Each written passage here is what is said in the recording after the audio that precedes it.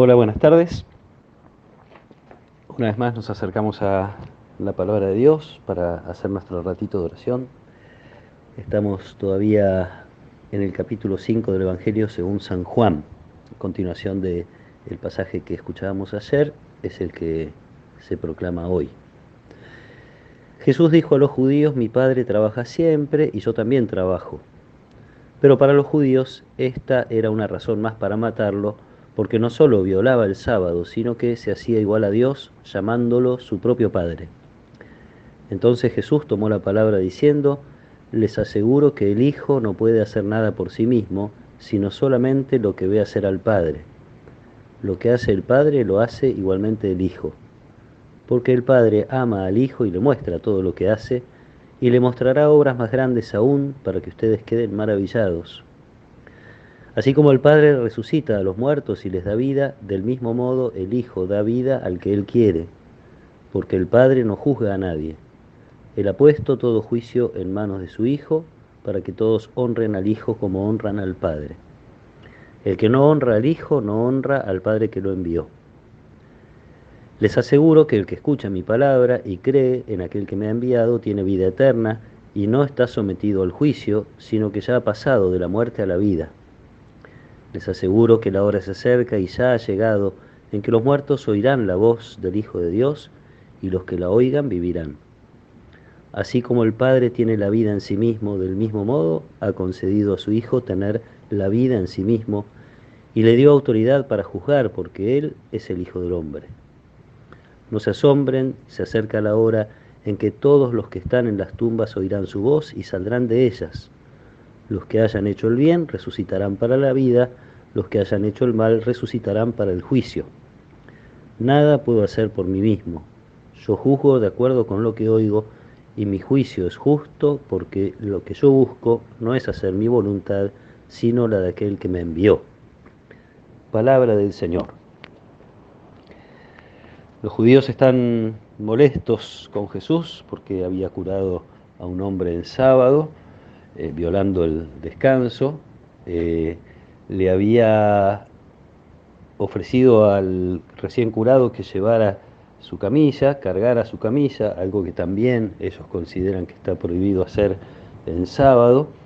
Y la respuesta de Jesús suma sobre sus espaldas otro juicio y otra condena. Ahora no solo viola el descanso del sábado, sino que llama a Dios su Padre.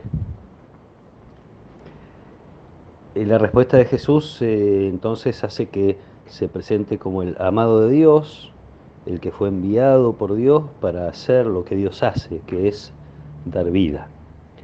Pero como pasa muchas veces en el Evangelio, el lenguaje que usa Jesús para referirse a las cosas de Dios es entendido de un modo muy limitado, en general por las personas que lo escuchan, como en este caso puede pasar con los que el Evangelio llama los judíos en general.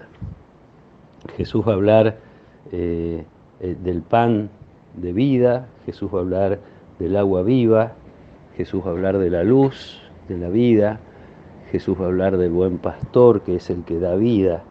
Y todo esto nos hace ver que está hablando de una vida que supera esta vida, aquella por la que estos hombres tenían tantas preocupaciones respecto de los cumplimientos de normas, mandamientos, etc. Es muy difícil ponerse en el lugar de Jesús, pero es un esfuerzo que podemos hacer. Jesús entiende en su corazón que ha sido enviado por el Padre para una misión que, como él mismo dice, va a dejarlos sorprendidos. Está hablando de las obras que Dios está haciendo. Dice, les mostrará obras más grandes aún para que ustedes queden maravillados.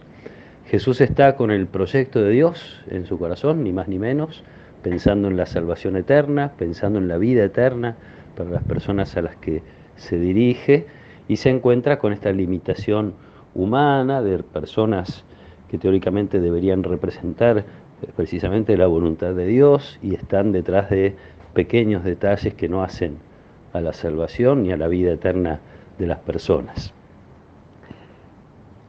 Se presenta entonces Jesús, digo, como aquel que viene a dar la vida en abundancia, la vida plena, la vida verdadera, la vida que es para siempre. Por eso probablemente hace referencia al juicio, a los muertos que van a resucitar, a los justos que van a volver a alcanzar la vida de un modo superior a esta que ya conocemos.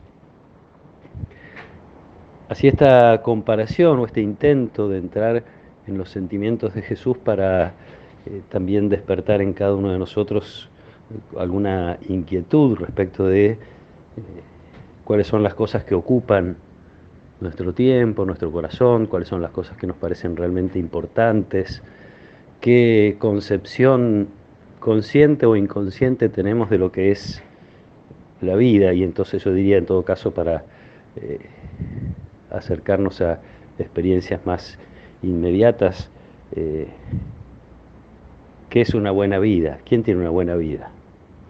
¿Cuál es la vida que vale la pena ser vivida? ¿O qué cosas de las que nos suceden son las que nosotros consideramos o podemos decir o escuchar decir esto no es vida? Me parece lindo tratar de mirar en lo más profundo de nuestro corazón, porque es allí donde se juegan las grandes decisiones, pero que se revelan en lo cotidiano. El tiempo dedicado a una cosa habla de la importancia que esa cosa tiene para nosotros.